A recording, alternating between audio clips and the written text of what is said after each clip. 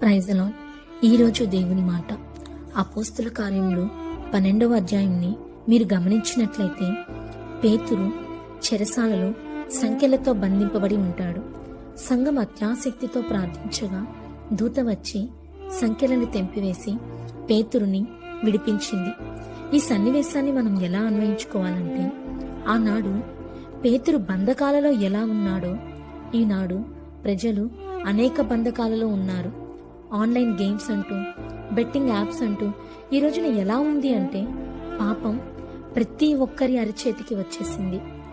పేతుర్ని దూత చెరసాల బంధకాలు ఎలా తెంచివేసిందో అలాగే నువ్వు నేను బంధకాలు తెంచే దూతగా దేవుని కొరకు వాడబడాలి.